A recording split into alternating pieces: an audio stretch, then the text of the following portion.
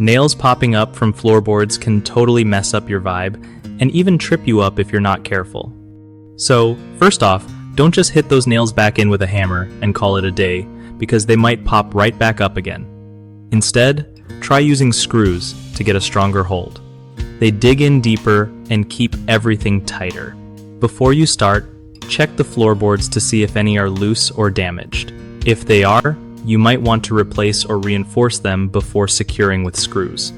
When you're driving in screws, use one that's long enough to go through the board and into the subfloor for solid grip.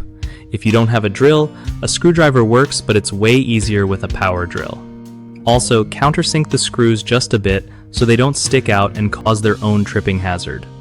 If you're worried about the look, pick screws that match your floor color or use wood filler to cover the heads after installation.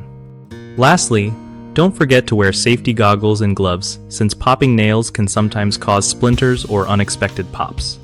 One of the biggest mistakes people make with nails popping up from floorboards is just hammering them back in without addressing the root problem, which usually leads to nails popping out again fast. Fix this by switching to screws for a more permanent hold.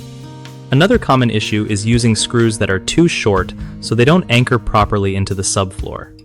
Make sure your screws go deep enough for real stability.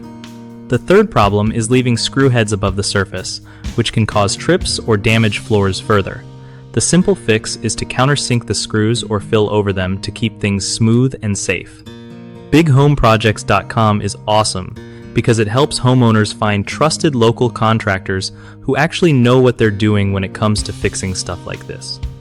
At the same time, it gives contractors an easy way to get work and connect with people who need their skills without all the hassle.